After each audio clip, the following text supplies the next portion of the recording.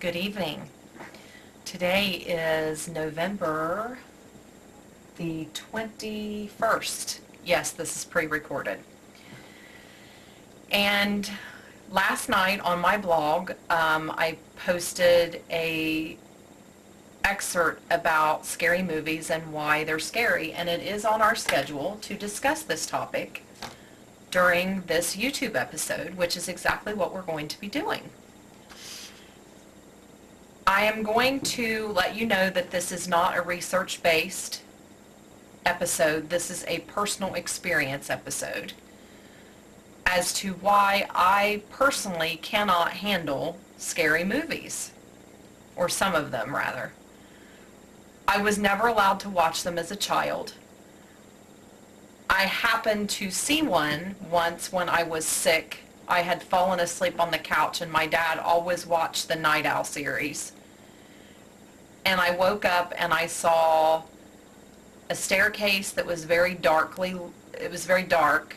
and someone walking up the stairs or down the stairs, I can't remember which, but whoever was walking got grabbed by a creature, and it scared me half to death. And I wanted no part of it.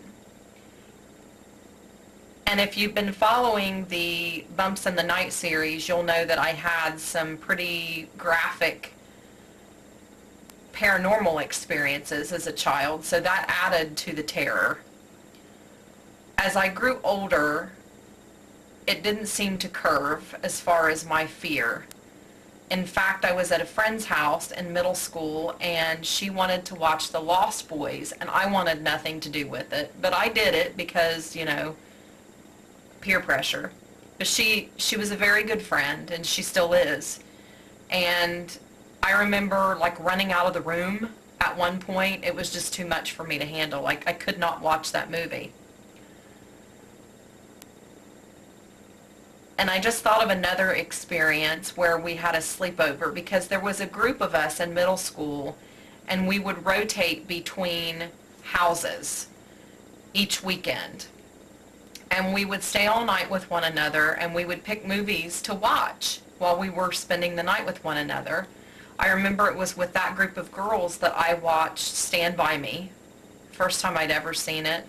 And then we also watched some summer camp movie that was horrendous and horrible and scary. And if I was with them, I would never let them know that it scared me, but it really did. But I will tell you, the slasher movies didn't get to me, which we will get to in a minute. So in the latter part of middle school, into probably about the 7th grade, 8th grade maybe, I was actually introduced to the Halloween series by a boy that I had been seeing.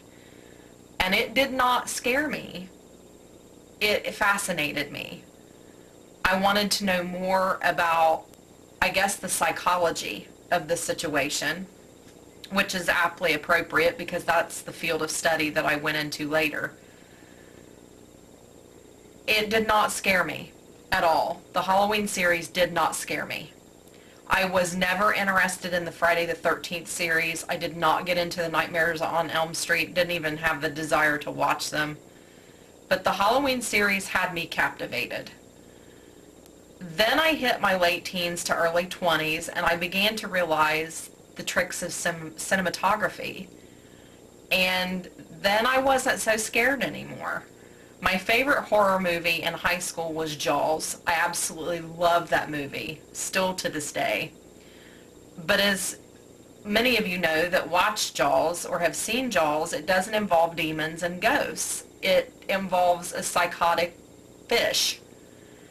And I was okay with that. It didn't bother me. The gore, the gruesomeness of people being eaten, it didn't bother me. Poltergeist, on the other hand, was scary to me. It took me until college to watch The Howling, which I, to this day, still cannot understand the premise of those movies. When I got married and I settled into my new life as a wife, things still made me very jumpy, understandably so. If you have been following the Bumps in the Night series, you know there was a lot of paranormal activity when I first got married to my second husband. And it wasn't until I got divorced that the fear and the anxiety associated with horror movies kind of fell by the wayside for me. I would say that that's partly because my belief system had changed.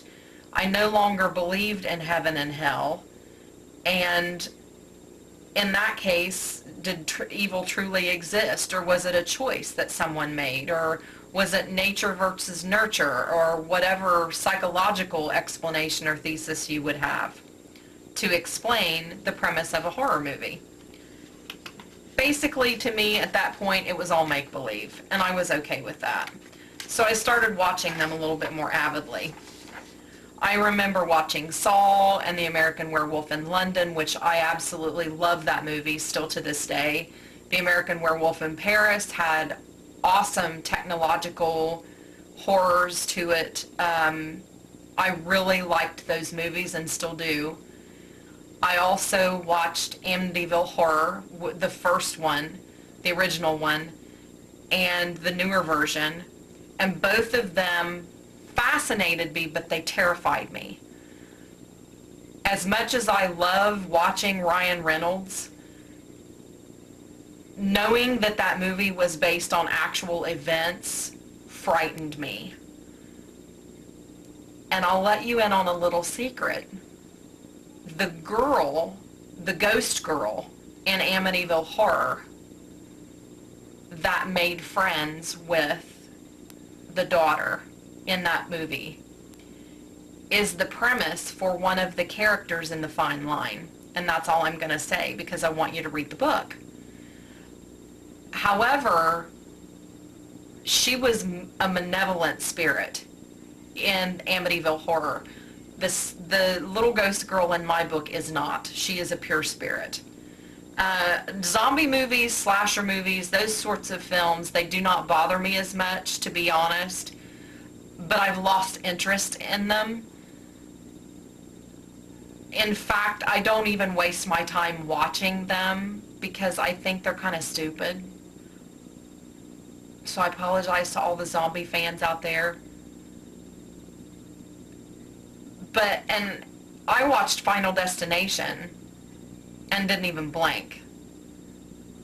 But then something changed in me, and I don't know what that was.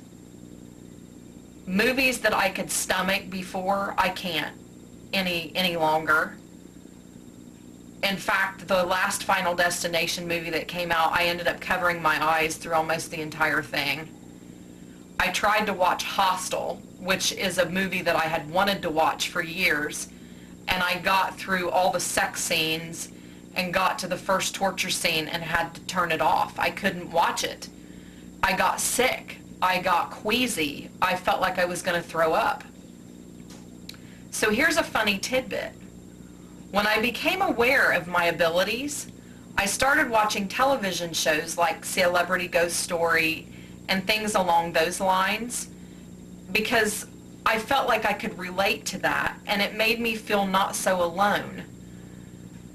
But after the first botched ghost investigation where we brought the demonic entity home, my ability to watch those programs stopped. I couldn't watch them anymore. I tried to continue watching them, but every time I did, I felt uneasy. I had a lot of nightmares. I would have funny feelings that I wasn't alone in the room.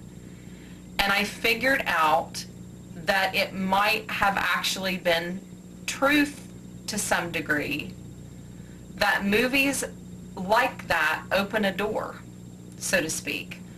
A lot of people in the Christian faith believe that, and they preach against not watching horror movies, violent films, films with a lot of sexual undertones to them. So, in my case, however, the door pretty much stays open most of the time to other dimensions, if you will. But I think being hypersensitive to the paranormal and then watching those types of programs, I couldn't do it. It was almost sensory overload. To this day, I have never watched The Exorcist. I don't plan to. I have watched The Rite and The Exorcism of Emily Rose. And they do scare me, but I can handle those. They creep me out a little bit, but for the most part, I can handle them. But here's why they scare me. I saw something obviously in them that spoke to the reality of situations, just like when I watched Amityville Horror. It brought to mind too many realistic possibilities. Feelings that I had experienced as a child began to surface, and the innate fear that all of us seem to have to some degree of ghosts emerged. Now that was before I understood ghosts, so to speak, for lack of a better term. So are you wondering why or how I can write horror novels? Because I've been asked that. And I really don't know how to explain it when I've been asked that question. It's just something that I do. I am a horror novelist. That's just what I write. I don't write romance. I have in the past, but currently that's not where my interest lies. It's just something that I do. And I won't sit here and lie and tell you that it's not taxing, because it is. The fine line, writing The Fine Line was a little bit less intense than Idolum, because Idolum was it is a horror novel to the letter. And when I write, I see a book as if, I see the plot and I see the characters as if I'm playing a movie in my head. That's just how I write. I feel what the characters are feeling. I see what they see. I share their experiences. And that can often drain my energy. And that also might be why I can only write in small doses. I can't sit down for 5 and 6 hours and continually write. Plus I have a job and a career, and I'm a mother and I'm a wife, and I have all these other responsibilities. So I don't have time to sit down like some people do and take an 8-hour day and write. So my thought is that watching horror movies tends to do that same thing to me. It drains me of energy. Because when I watch a horror movie, especially with a truth premise to it, I keep thinking, what would I do in that situation? How would I feel? Or I relate to the situation, which is even scarier. It's almost too personal for me at times.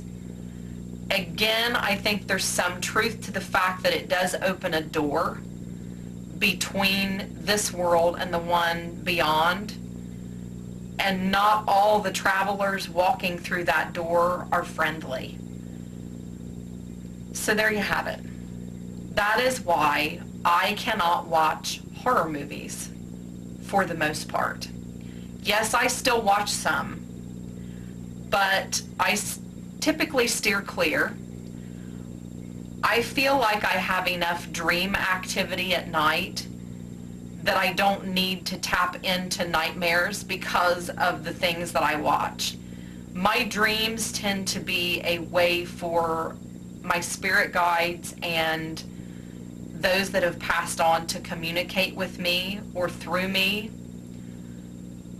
But don't get me wrong, I would like to see The Conjuring. I've heard a lot of different things about that movie, but there's part of me that's afraid to watch it.